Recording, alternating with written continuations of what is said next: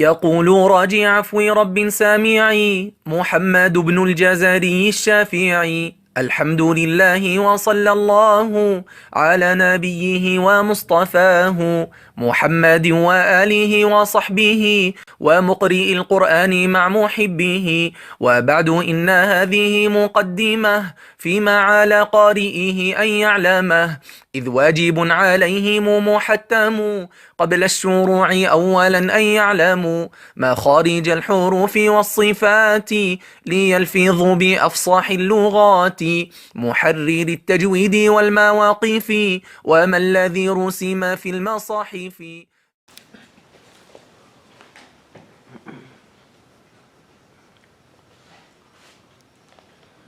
أوكي، الحمد لله رب العالمين، وأفضل الصلاة وأتم التسليم على سيدنا محمد وعلى آله وأصحابه أجمعين. اللهم علمنا ما ينفعنا وانفعنا بما علمتنا وزدنا علما وعملا وتقبلنا يا أرحم الراحمين. O Allah, teach us what benefit us, increase us in knowledge, in good morals, and in good deeds, ya Arham ar-Rahim.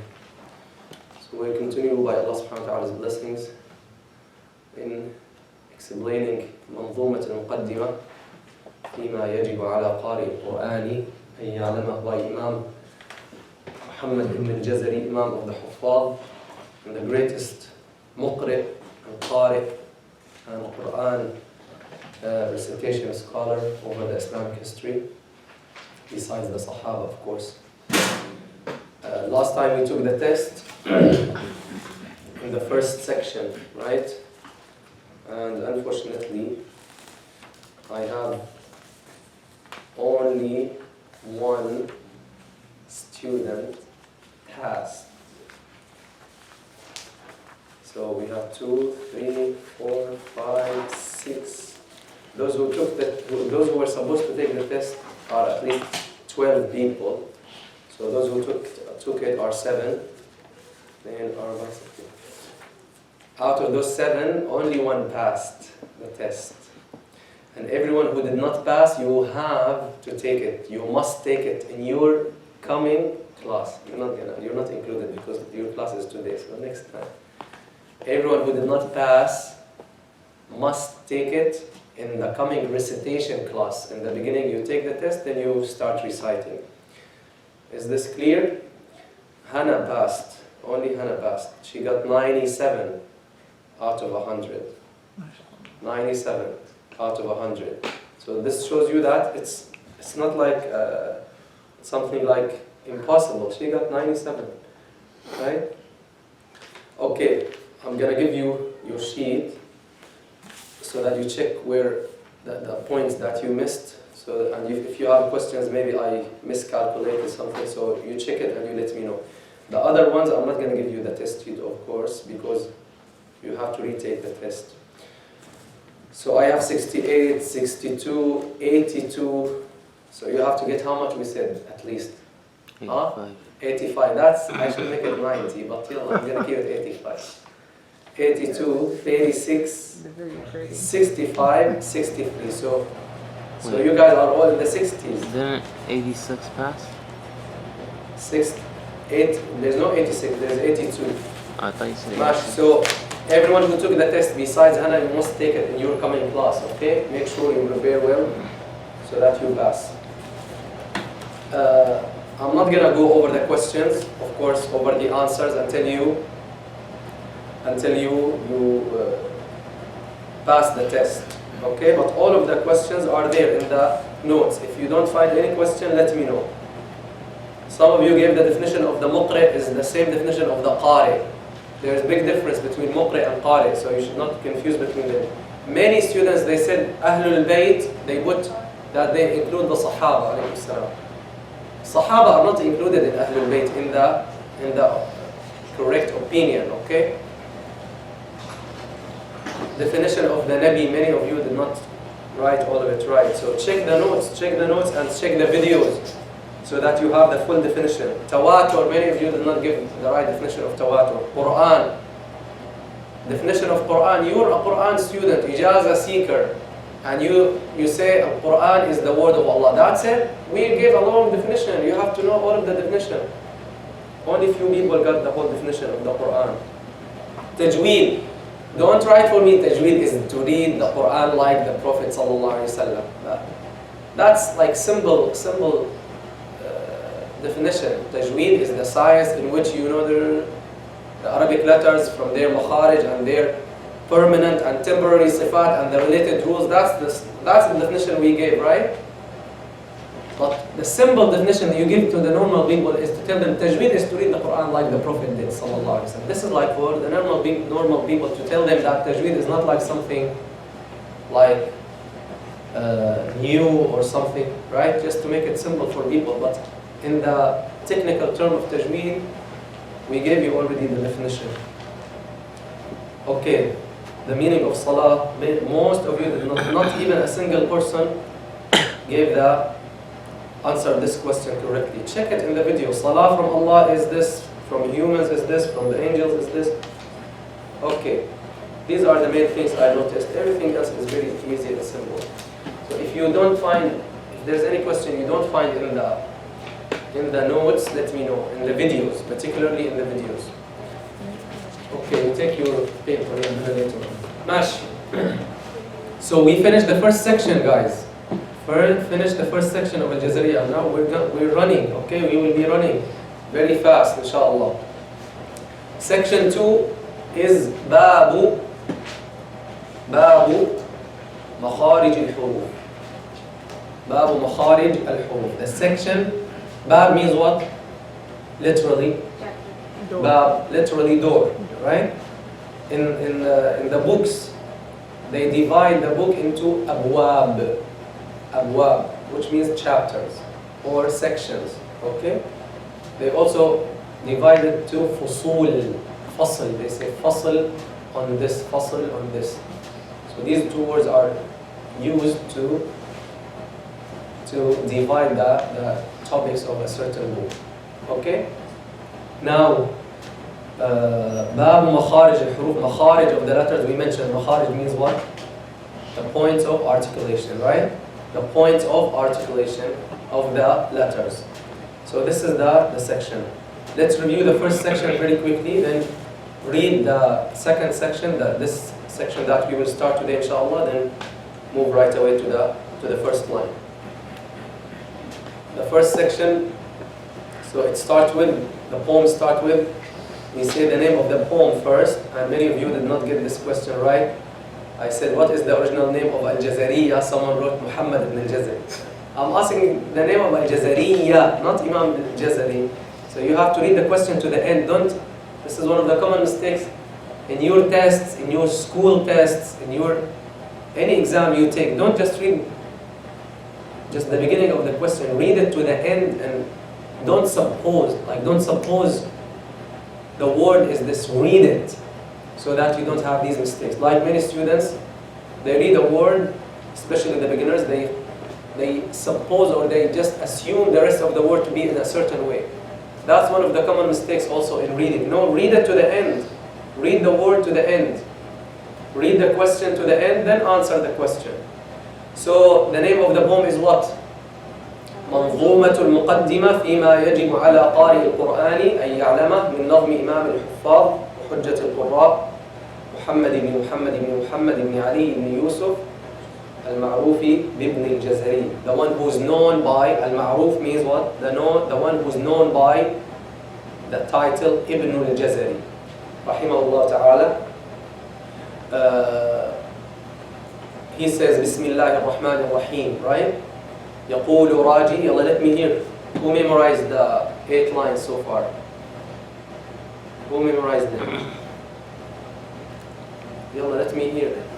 يقول راجي عفو رب سامعي محمد بن الجزري الشافعي الحمد لله وصلى الله على نبيه ومصطفاه محمد وآله وصحبه ومقرئ القرآن مع محبه.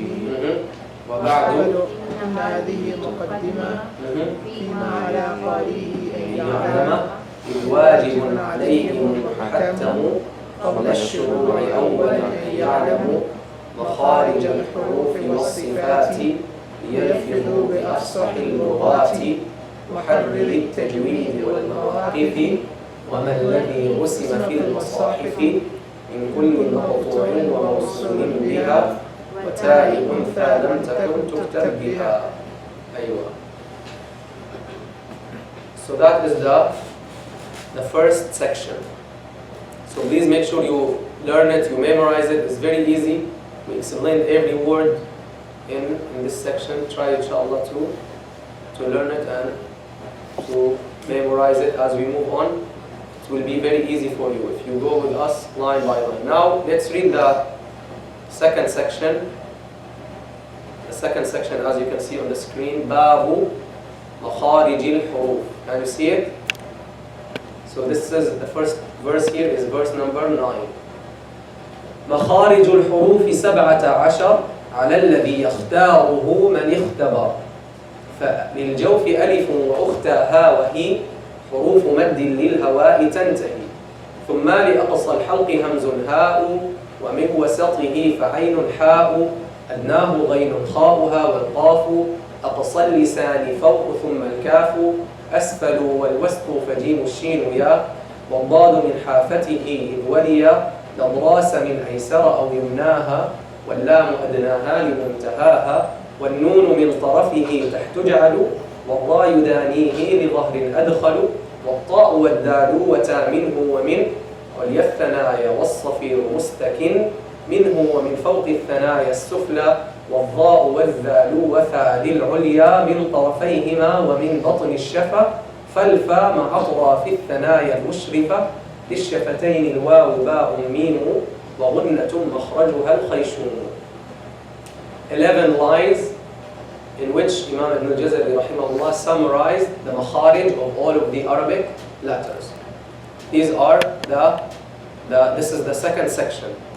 This is very important section, not only in tajweed but rather in Arabic in general. Why? Because it talks about the points of articulation of the Arabic letters. So let's get familiar with let's read it at least one time very quickly so that you get familiar with it. No, you can keep here. So Babu Makharij al-Huruf. Now we're doing Babu Makharij al-Huruf.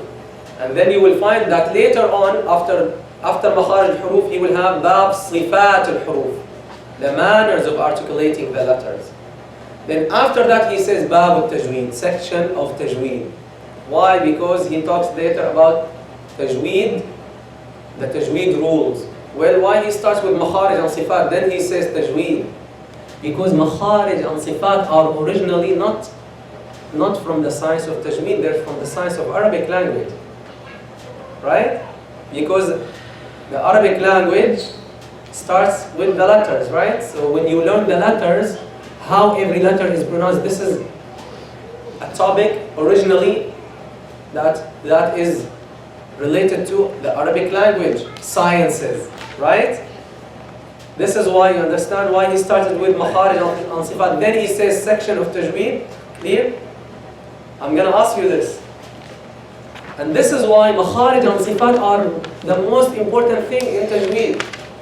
The most important thing. Number one thing you have to know is Makharij of the letters and Sifat of the letters. Where and how every letter is pronounced and articulated. That's the most important thing. Because the Quran is in Arabic, right? So you have to learn Arabic first. Learn the letters, the Arabic letters, how they are pronounced, the manners and the exits or the makharij and the sifat. Then later on, you learn the things that makes the Quran special from the normal Arabic speech. Right? Okay, we're gonna go to this, but we're gonna go to this again. But let's read the line by line just to get the full idea about this section. So what does he say? مخارج الحروف 17. I want you to repeat it quickly so that we read it and you get familiar with it. مخارج الحروف 17. مخارج الحروف 17 على الذي يختاره من اختبر. على الذي يختاره من اختبر مشتبه للجوف ألف وأختها وهي للجوف ألف وأختها وهي حروف مد للهواء تنتهي حروف مد للهواء تنتهي ثم لأقصى الحلق همز هاء ثم الأقصى الحلق همس هاء ومن وسطه فعين حاء ومن وسطه فعين حاء أدناه غين خاؤها والقاف أدناه غين خاؤها والقاف أقصى اللسان فوق ثم الكاف أقصى اللسان فوق ثم الكاف أسفل والوسط فجيم الشين ويا أسفل والضاد من حافته إذ وليا والضاد من حافته وليا نضراس من أيسر أو يمناها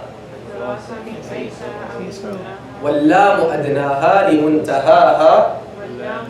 No, I don't want you to look at the screen. I want you to try to copy me. It's Okay, easier. Matt, I'm gonna keep it for you. Okay, والنون من طرفه تحت جعل والنون من طرفه تحت تجعل والراء دانيه لظهر أدخل والراء دانيه للدهر أدخل والطاء والدال وتا منه ومن والطاء والدال والتاء منه ومن عليا الثنايا والصفير مستكن حريت الثنايا والصفير مستكن منه ومن فوق الثنايا السفلى منه ومن فوق الثنايا السفلى والضاء والذال وثا للعليا والضاء والدال والثاء العليا من طرفيهما ومن بطن الشفا من طرفيهما ومن بطن الشفا فالفا مع أطراف الثنايا المشرفة فالفا مع طرف الثنايا المشرفة للشفتين الواو باء ميم للشفتين الواو باء ميم وغنة مخرجها الخيشوم. وغنة مخرجها الخيشوم. Okay, so مخارج الحروف. Verse from 9 until 19. From 9 until 19. Verses from 9 until 19. And remember, Imam Ibn Jazari rahimahullah was born 751 of the Hijrah of Rasulullah sallallahu alayhi wasallam and passed away 833. So, what did Imam Ibn Jazari tell us in the introduction, in the introductory section? He said, إذ واجب عليهم محتم. It's mandatory. It's a mandatory duty, necessary duty on them. Means on who? On those who want to recite the Quran. أولا, firstly, أن يعلموا, to know what? مخارج الحروف والصفات. Right? In the introductory section, he told you, the reciters of the Quran must know what? مخارج الحروف. What he mentioned first. مخارج الحروف والصفات. This is one of the questions. ليلفظوا بأفصح اللغات, so that they pronounce, so that they are able to pronounce the best and the clearest and the most eloquent of languages, means Arabic. مخارج الحروف والصفات ليلفظوا بأفصح اللغات محرر التجويد والمواقف. Also knowing and knowing and applying the tajweed rules that are pertaining to this science, and al-mawaqif, waqf and ibtida, where to stop, where to resume, right? These are the four things that Imam Ibn Jazari mentioned. This is one of the questions. Makharij, sifat, tajweed rules, waqf and ibtida. Then what? The fifth one is rasm, the writing of some words, right? So مخارج الحروف والصفات ليلفظ بأفصح اللغات محرر التجويد والمواقف وما الذي رسم في المصاحف. The rasm, the Quranic writing of some special words. من كل مقطوع وموصول بها وتاء أنثى لم تكن تكتب بها. So the Quranic writing for such special words such as مقطوع and موصول words, connected and disconnected words, and the ta of femininity that used not to be written with ta marbuta, it used to be rather written with ta mabsuta. So you have to learn those. This is the introductory section. Now he starts explaining those 5 things.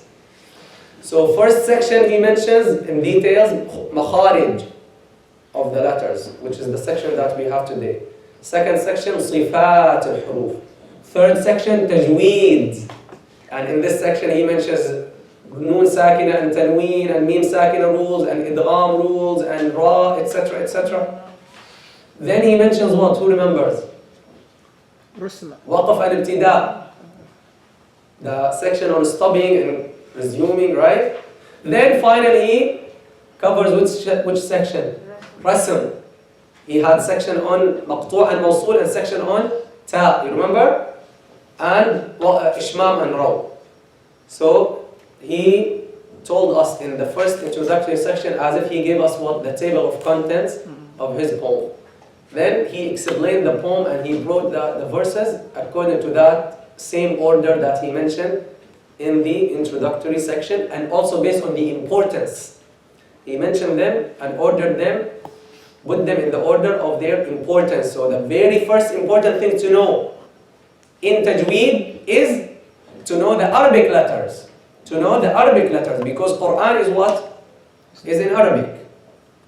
So you have to know how to say the Arabic letters correctly. After that, you learn the rules that make the Quran special from the normal Arabic speech.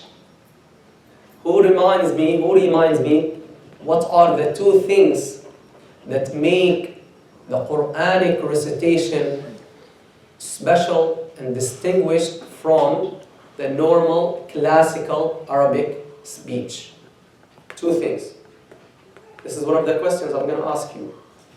What are those two things? Two things make the Quranic recitation distinguished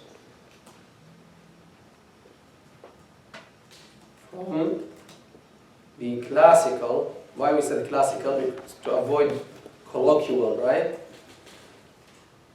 The colloquial language, right? The slang, right? Classical. No, double S. Classical Arabic speech. What are those two things? Who knows? Do the Arabs make idgham when they speak? For example, if they want to say min wara'i, do they say min wara'i or they say min wara'i? They say min wara'i. Why? Because it's easier, so they make idgham. But do they make idgham with ghunna? They say, if they're speaking, they say min wara'i rajul.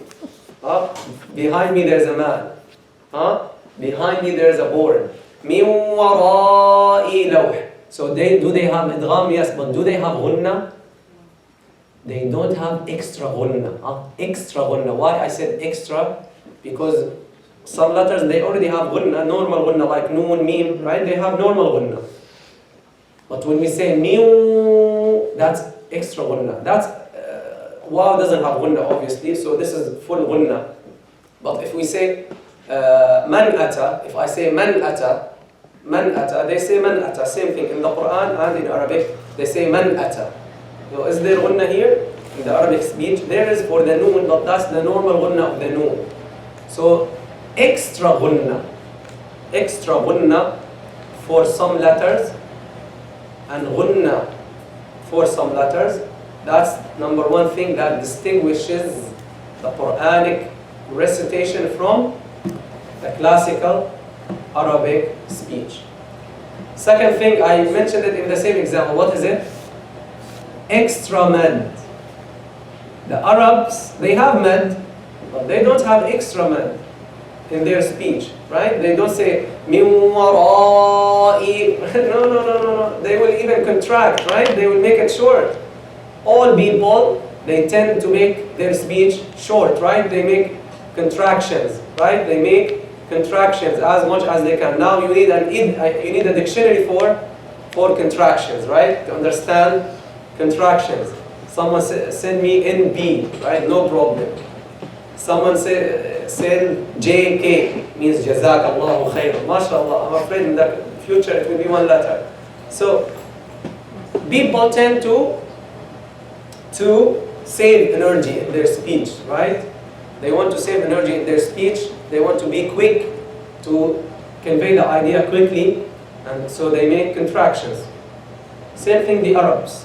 So they will never make men, right? On the contrary, Instead of saying min wara'i, they say min wara'i. They drop letters, right? To make it easier, right? Hamza, many Arabs, they don't pronounce Hamza. They say as-sama, min as-sama. They say mu'minun, yu'minun, mu'min, right? Okay. So, there is mad in Arabic, of course, in the normal Arabic speech, there is mad, like qala. They will not say qala. If you say qala, you change the meaning. So there is mad, which is the mad letters, right? Qala, qulu, qila. They cannot shorten this, because if you shorten this, then you're dropping a letter and you change the meaning. But extra mad, they don't have extra mad. They don't say as-sama, they don't say ya ayyuha rajul. No. Right? They never. So what are the two things that distinguish the Quranic recitation from the classical Arabic speech? Extra gunna. 3 words. Extra mad and ghunna. Extra mad and ghunna. That's it. Everything else that you learn in Tajweed, it's already there in the Arabic speech. So if we have a person who speaks classical, correct Arabic, he should be able to pronounce the Quran very well, correctly. He just needs 2 things, extra mad, extra ghunna in certain places. Right? Okay. So, makharij al-huruf. Makharij al-huruf. The section of makharij al-huruf. So we said after introducing his muqaddimah and the things a reciter has to know, he started with the most important thing, which is so now, makharij of the letters and sifat of the letters. Why Imam al-Jazari started with them, with these sections? Then he started the section on the tajweed rules. Why? I mentioned this. Because those 2 things. Because the Quran was revealed in Arabic. So you need to learn, in order to recite the Quran correctly, you need to learn the Arabic letters, right? So learning the Arabic letters is number 1, step number 1 in towards reciting the Quran properly.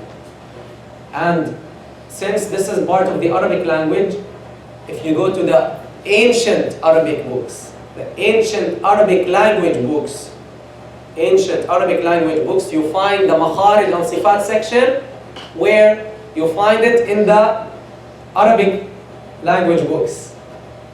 They are part of the Arabic language books. Why? Because in the language they teach you how every letter is pronounced.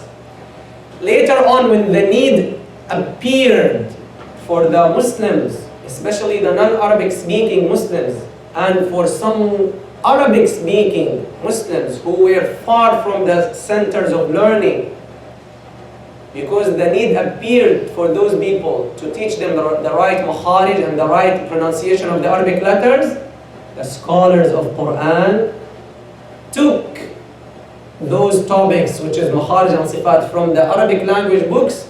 They also added it to which books? Tajweed books. And they put it right in the beginning, because it is the most important. Clear? Clear? Okay, cannot be clearer than this, I think. Now, okay, what did I want to say? Allahumma salli ala Sayyidina Muhammad. Yeah, I wanted to show you an example. Let me show you an example here. For example, the book of Al-Kitab by Imam Sibawayh. Sibawayh is a non-Arab scholar who is one of the greatest scholars in the Arabic language. He is non-Arab. He is non-Arab. He is one of the authorities in the Arabic language. You know what authorities mean, right? He is one of the references. He has a book called Al-Kitab. Al-Kitab, the book. Can you see? Is the screen clear? Can you guys see? Sister at the end, you can see it clearly? Okay. Imam Sibawayh, he is a non-Arab. Even though he is one of the main authorities in the Arabic language. This is a great lesson for you guys. don't think that the language can be a barrier between you and mastering the language of the Quran and being like a great da'iyah and knowledgeable person of the Quran. We also in this age, in the last 100 years, in the past century, we have, for example, Allama Abu al-Hasan al-Nadwi. Allama Abu al-Hasan al-Nadwi from India. He is one of the greatest also scholars, and he has books in Arabic. Just today after Fajr I saw here on the counter one of his books to teach Arabic language. So, and even in Syria, I used to work in a library for almost a year or more. A lot of his books in Arabic there, people read it, and he has books on Sirah, book on lives of Sayyidina Ali, lives of Sahaba, etc. So he has a lot of books in Arabic he writes. And his Arabic is very simple, very nice, and so he's very knowledgeable. So never think that language can be a barrier. So look here, in this book, Al-Kitab, look, this is the index, right? Or the table of contents. As you see, he's saying, هذا باب الإدغام. This is the section on merging the letters. So in this section he included, this is the section of the Arabic letters, their makharij, their mahmus, their majhur, etc. Do you see? Then he says, the Arabic letters are how many? 17. How many? 17. How many letters? 29. 29. 29 letters we have. The pronounced letters are 29. Okay? We're going to mention this anyway. So he mentions the letters. Now, after that, he says what? He starts mentioning their makharij. He starts mentioning their makharij. And he is also saying we have 35 sounds, if you like. Why 35 sounds? Because, for example, Hamza is one letter, right? But we have Hamza Musahhala. That's Hamza Musahhala. So that's like a secondary sign. This is like, they call it in English, variation or variant of the Hamza. This is one of the variations or one of the variants of the Hamza. Another example, Alif. We have A and we have A. This sound, do you study in the alphabet? The Arabic alphabet, do you study A? You never has A, right? But this is one of the variations or the variants of the Alif. So the sounds, if you count the sounds in general, they will be 35. Another example I give you, Ihdina al-Zirata. This is one of the variants of the Sad. It's called Sad that has been given the smell of Zai. That have been given the smell of Zai. Az. This is the letter which is called Sad that has been given the smell of Zai. Okay. Then he mentions, okay, he says here, the letters have, who can read? والحروف العربية 16 مخرجا. The Arabic letters have how many? 16 makharij. That's his opinion, not Imam Ibn al-Jazari's opinion. So he says the Arabic letters have how many? 16 makharij. 16 points of articulation. Then he starts فَلِلْحَلْقِ مِنْهَا ثَلَاثَ, and he starts explaining the makharij of the letters one by one. Then he goes to the sifat of the letters, majhul and mahmus, etc. etc. Mash. Any question? Okay. Now let's go to the first line. To the first line that Imam al-Jazari mentions. مخارج الحروف 17 على الذي يختاره من اختبر. يلا, let's get familiar with this line. مخارج الحروف 17. مخارج الحروف 17. Who's sleeping? مخارج الحروف 17. مخارج الحروف 17. 3 times quickly. مخارج الحروف 17. مخارج الحروف 17. مخارج الحروف 17. مخارج الحروف 17. Done? Okay. على الذي يختاره من اختبر. على الذي يختاره من اختبر. على الذي يختاره من اختبر. على الذي يختاره من اختبر. You should leave the class, you should know it very well. على الذي يختاره من اختبر. على الذي يختاره من اختبر. مخارج الحروف 17 على الذي يختاره من اختبر. مخارج الحروف 17. الذي يختاره من اختبر. يلا who can say it? All together 1 2 3. مخارج الحروف 17 على الذي يختاره سيختبر. Very quick translation of this line. مخارج of the حروف means what? The points of articulation of the letters are how many? 17. 17 مخرج. 17 مخرجا means 17 مخرجا. 17 مخارج. مخارج is the plural of مخرج. مخرج means exit literally. Right? Plural is exits. مخارج, right? Exits. مخارج الحروف 17 على الذي means according to the opinion that. Who knows which word is not mentioned here? على الذي, according to that means what? According to the opinion that. Clear? So على الذي means according to the opinion that. على الذي يختاره, that is chosen.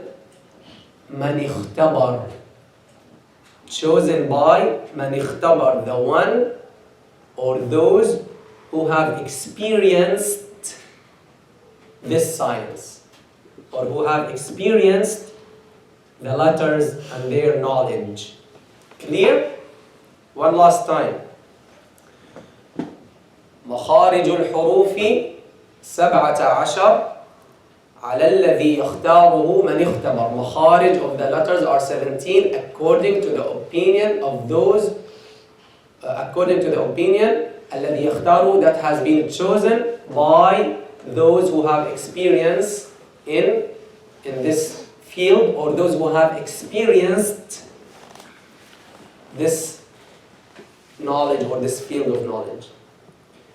Okay, before we go to the makharij, we have to get some idea about the letters. Okay, so the letters, we have two parts of the letters.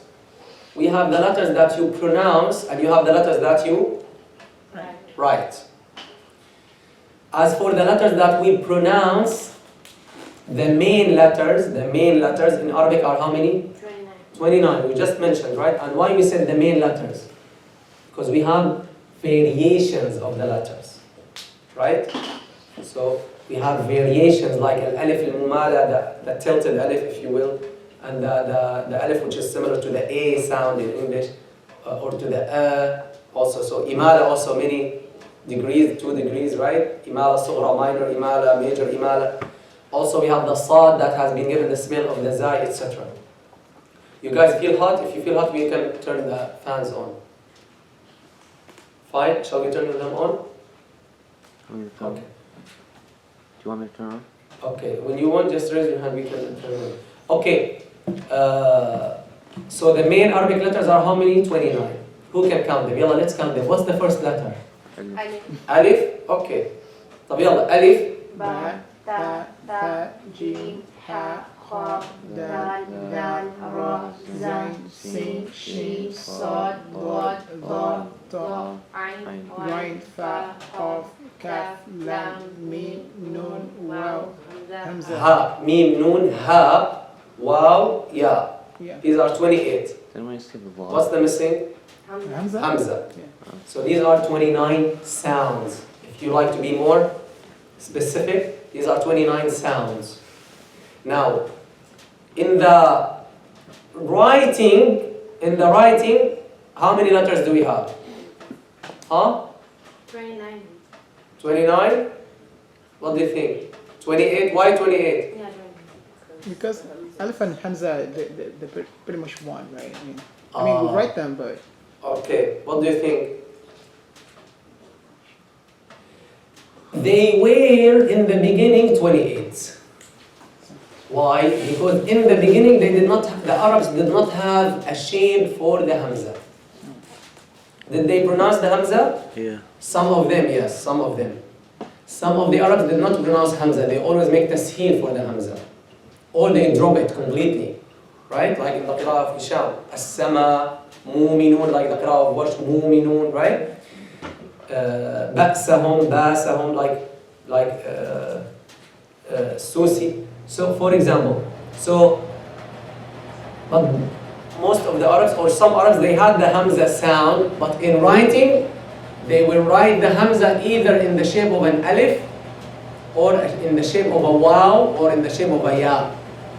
Or nothing, they keep it blank. They keep the place of the Hamza blank, like as-sama, they just keep it blank. Clear? Later on, Imam Al-Khalil bin Ahmad Al-Farahidi, rahimahullah, may Allah have mercy on him and be pleased with him, one of the greatest scholars of Arabic. He is the Shaykh of Sibawayh. He is the Shaykh and the teacher of Sibawayh. What's his name again? Al-Khalil bin Ahmad Al-Farahidi. I mentioned him in the class when we talked about the meter of the poem. Who remembers?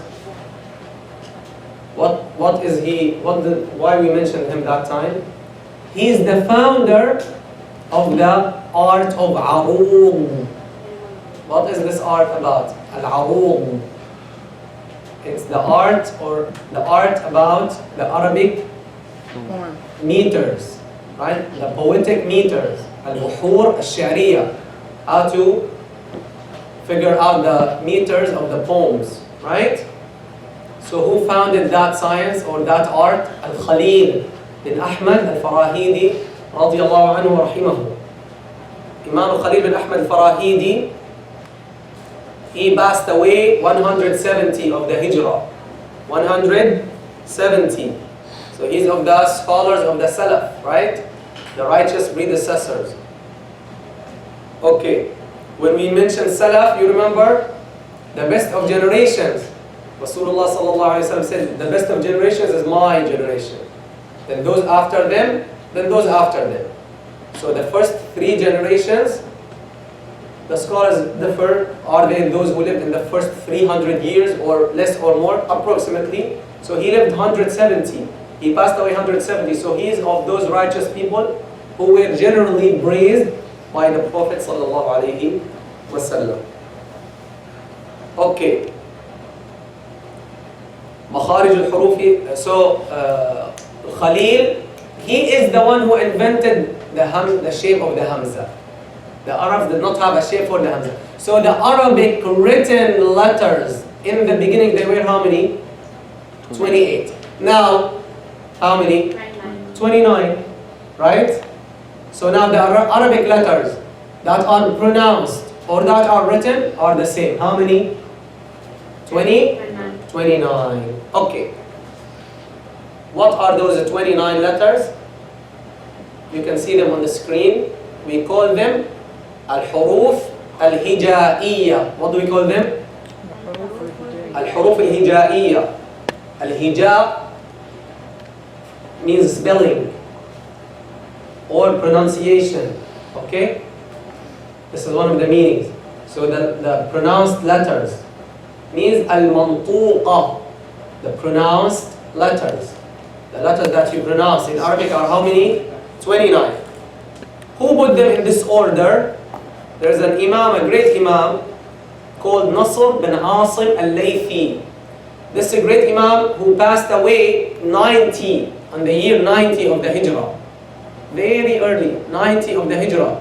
He put them in this order according to the similarity in their writing. He is the one who put them alif, ba, ta, tha, jim, ha, kha, dal. But originally they're not this way. As we will see now, the order is not this way. In the dictionaries of Arabic, the ancient dictionaries, you will not find the letters ordered this way. in the poems like Shatibiya and Tayyibat al-Nashr and Al-Durra, when those imams, they put the symbols of the Qurra, they use these alphabetical letters, they don't use this order of the letters. No, they use a different order that we will mention now. You said his name, I'm sorry. Nasr Nasr? bin Asim al-Laythi, that's his name. Nasr bin Asim al-Laythi, rahimahullah. This great scholar, also he's one of the reciters of the Quran. You find his name in the chains of the Quran. Also I think Imam Khalil bin Ahmad al-Farahidi. So these scholars, you find their names in the chains of the Quran. Also in the Ijazah you find their names. Not necessarily my Ijazah, in some of the Ijazahs you find their names. Nasr bin Asim al-Laythi, so he's the one who put them in this order. Yalla, let's start. So some special notes that are extremely important, especially the brothers who are teaching with us in the Sunday school or any program. You have to pay attention to this, because you might have some students in your class who need to know the letters. So you are responsible also to teach them the letters. What is the first one? You can see in the screen, the first letter. So why they are put this way? Why he ordered them this way? Ba, ta, tha, jim, ha, kha. Why? Because they're similar, so he put the similar letters together. Okay. What's the first letter, guys?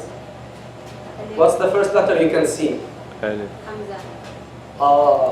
So the scholars differ.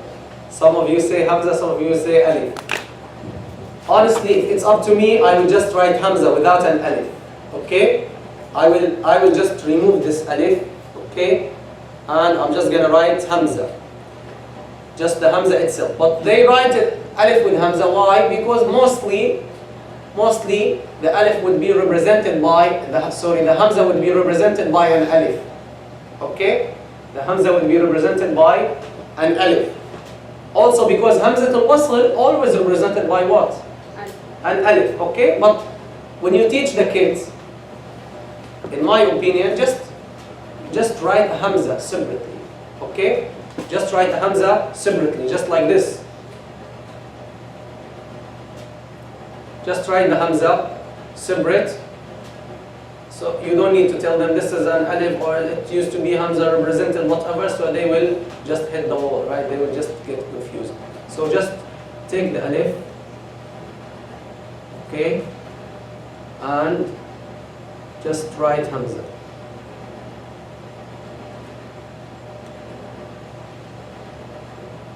Okay, so we can do what?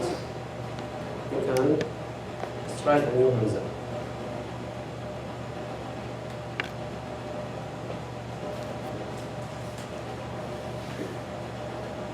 Okay, so this is the Hamza, we're done with it.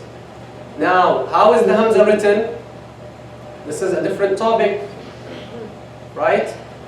Who can tell me how is the Hamza written in the Quranic writing or in Arabic in general? How many ways? How do you write the Hamza, guys, in Arabic? One alif has some haraka. How? How do you write the Hamza in the Quran? How is the Hamza written? Just like this, as I wrote it now? Sometimes. Sometimes like this. Yeah. Other times?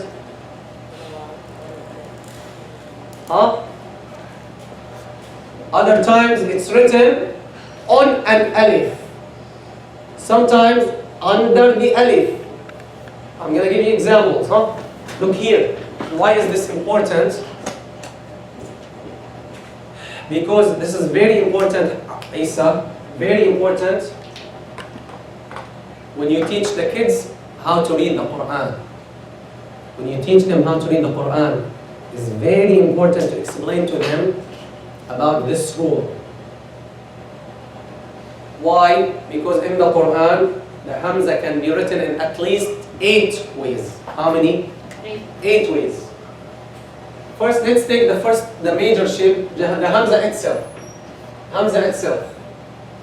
Who can give me an example of just the Hamza itself? Quickly, a word. Mu'minun. As-sama. As-sama. See the Hamza? Just On the line, we say on the line. على السطر, on the line. It's written on the line. Right? Another example, يلا, another way, quickly. مؤمن On an alif. Give me an example on the alif. سورة النبأ. عما يتساءلون عن نبأ النبأ. Right? Clear? Is it clear? You can zoom in. It's a little Okay. dark. It's a little dark. Shall we turn on the light? I think so. Try turn on the light. Open some lights. Okay. يلا on alif. What else? Quickly, remember the Quran, the words of the Quran and tell me. Huh? Enough, Isa? Yeah, that's good. Okay. Yalla guys. Hamza, how's Hamza written in the Quran? Under the alif. Give me an example. Huh? Inna or inna. Inna. Good. Yalla. Who else? On a wow. Huh? مؤمن أيوة. المؤمنون. Is it clear or shall I make it bigger? That's good. Yalla, what else guys? What else? Huh? No, we're talking about the Hamza itself. Hamza al-Wasl is a different topic. The Hamza itself, which is Hamza al-Qata. On the tooth, we call it Nabira. What do you call it? You're right. You have to know these things. You have to. This is called Nabira. The tooth, this small tooth, you know it? Sometimes on the tooth, sometimes under the tooth. Okay? yeah. Sometimes on it, sometimes under the tooth. So what is this tooth called in the Arabic language? شرع لك What is it called? Nabira. What is it called? Nabira. Nabira. Huh? I'm going to write it here. Yeah. So on Nabira, example. سأل Bi'sa. Sa'ala, that's on alif. ألف Bi'sa. Bi'sa.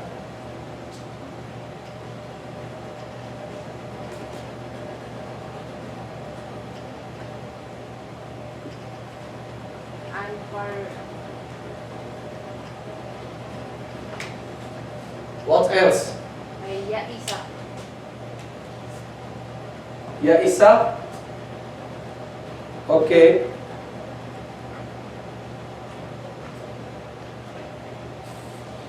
What else? So look at the word, for example, Bi'sa. If you go to Surah, who knows where? Bi'sa lismul فسوق بعد fusuq. Surah قدرة Hujurat. Look at this one, for example, Bi'sa on a tooth. Now, Ya'isa. Who knows an ayah that has Ya'isa? كما يئس كما يئس كفار من الكفار من أصحاب القبور. Right?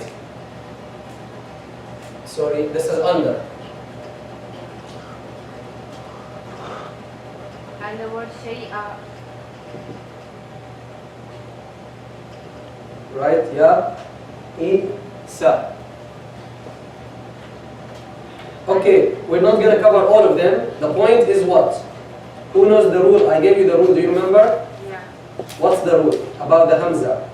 In Quran Hamza is written in 8 ways. By the way, here I found in the Quranic writing it's written under the alif, which is not in the normal way we write in the modern Arabic writing. We write the word al-naba on. We write the Hamza on an alif. So in the modern writings for the Hamza, we have special rules called Hamza mutawassita and Hamza mutatarifa. They have separate, different rules from the Quranic writing. Here we can have anna, for example, anna, etc. On wa, we have on ya, we have under ya, we have on the line, we have shay'a, like shay'a, etc. Let me give you one last word, al-lu'lu'a. Look, this is important example.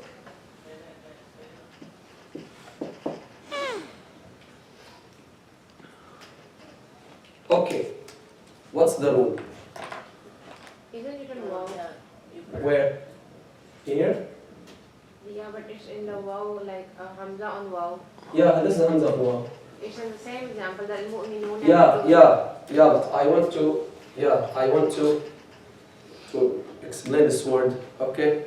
Yeah, you ignore how what it's written on the Hamza. Exactly. أيوة. The little kids, the beginners in reading the Quran, they get confused. They say, how can I pronounce this Hamza? It's different, written in a very multiple ways, right? So the very simple rule is what? We tell them ignore how the Hamza is written. Ignore whether it's written on alif, under alif, on ya, under ya, on the line, on nabira, on waw. Ignore how it's written and focus on what? It's pronounced. Hamza and it's Focus on its haraka. Focus on its haraka. Guys, teachers of Sunday school, focus with me.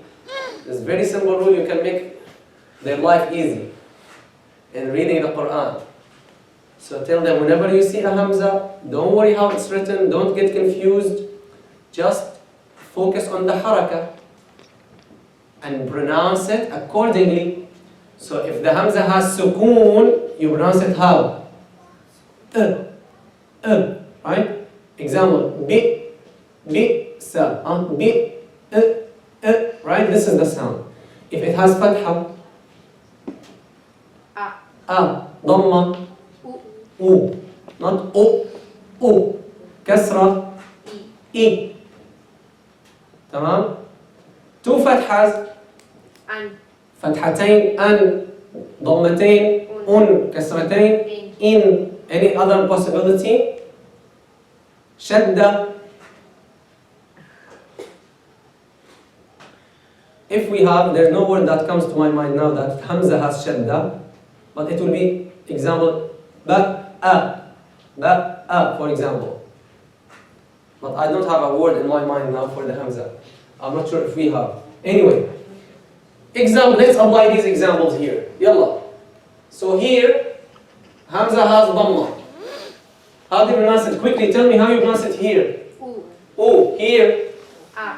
i, Here. i, Here. u. Here, students can use, it's written on wow. Don't worry. Just see what is the haraka. There's no haraka, there's sukoon. So, mu'minun. Mu'minun. Here, bi'sa. Right? Here, Ya, i, ya, i. in. See here? Here on a tooth. Here under the tooth. Don't worry. Just what's the haraka here? Kasra. Ya, i. Here, look here. It's written exactly same way. Is it adhan time? Is it adhan time, brother? Yeah. Give me 1 second. Okay. Jazakallah khair. Can I make adhan from here? I can do from here. No, I want to do it. Who came first? You came first or I came first? Go ahead. Okay. No, I'm gonna prefer you to myself. You can make it. Okay, you do it. So here it's written on waw, right? And here also it's written on waw. But the first one was the haraka, sukoon. How do you pronounce it? Lu, Lu. Then what? This is it's written on waw. Yes, ignore how it's written. Focus on the haraka. If you connect it, you say an, right? Two fathas. If you stop, you say Any question? no. Inshallah, you can make adhan. Barakallah fi.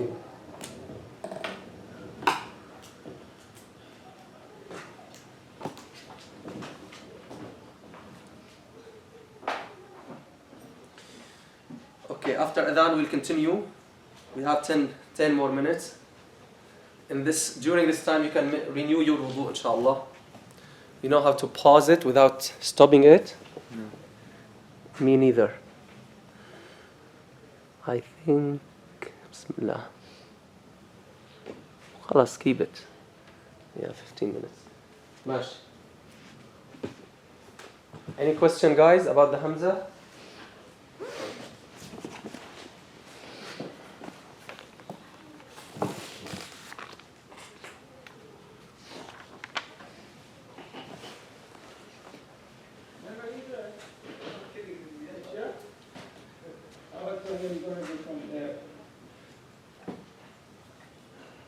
الله أكبر الله أكبر الله أكبر الله أكبر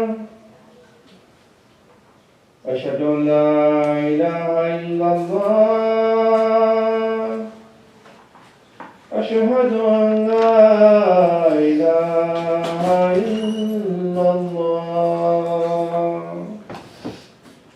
أشهد أن محمدا رسول الله You were assigned أشهد أن محمدا رسول الله حي على الصلاة حي على الصلاة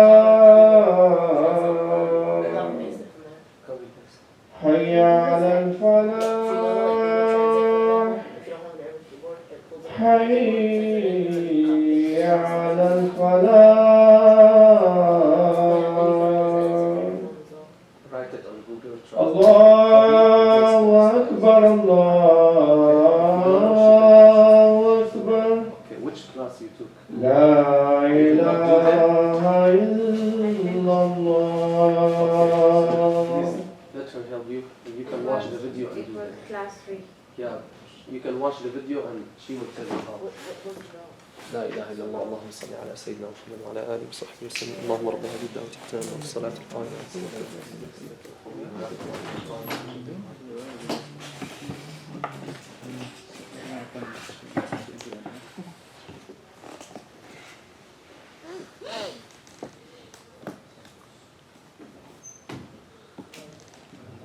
Yeah.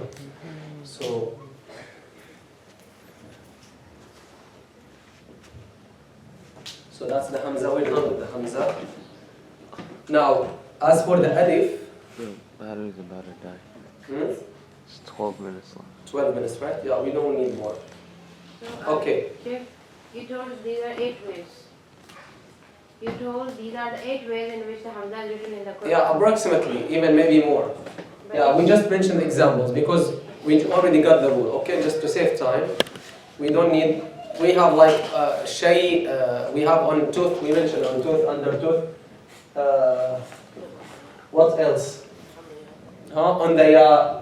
There's some examples under the ya. So whenever you already got the rule, you ignore how it's written. You just focus on that. Now the rest of the letters are very easy, but there are two letters we have to focus on. This letter. What is this letter? You can see it? Yeah. This is ya. This is a ya, right? However, in the Quranic writing, this is particularly everyone, particularly Sunday school teachers. In the Quranic writing, do they write dots for the ya at the end of the word? They don't, right? So you have to know this.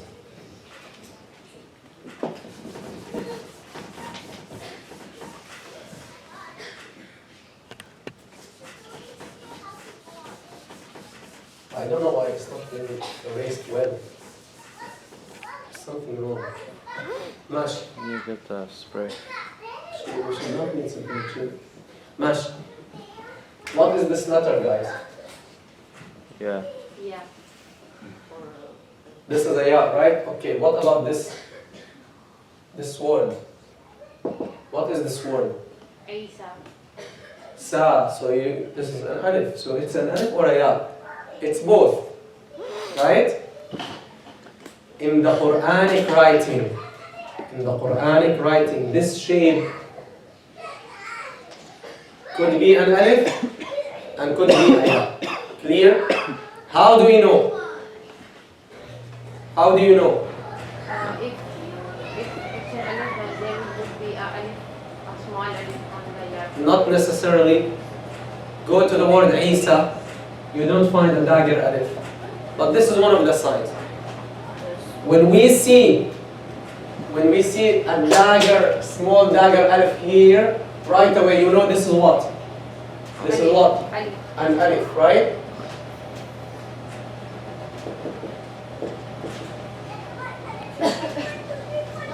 Clear? This is one way to know. Now, if there is no dagger alif, doesn't necessarily mean it's not an alif, Formal. right? But the other way is to know is what? Look before the alif.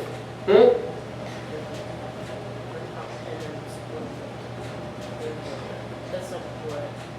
If there is kasra or dhamma before this shape, it cannot be alif, right? Why? Because alif always has sukoon and always has fatha before it. Clear? Last option, if there is a fatha before it, does that mean it is an alif? Not necessarily. 1 minute. Not necessarily. If there is a sukoon on it and fatha before it, right away you know it is a ya. Why it's a ya? It's only 1 minute. Why it's ya? Because alif always has sukoon. So they don't put sukoon for it. So when they put the sukoon, they're telling you this is a ya, not an alif. Clear? Example. How do you read this word? The Jannataini, Dawata or Dawatai? Dawata or Dawatai? Dawata or Dawatai Ukule? Dawatai. What I'm saying? Dawatai. Clear? We're gonna mention this more, explain this more inshallah next time. Sallallahu alaihi wa sallam. Alhamdulillah.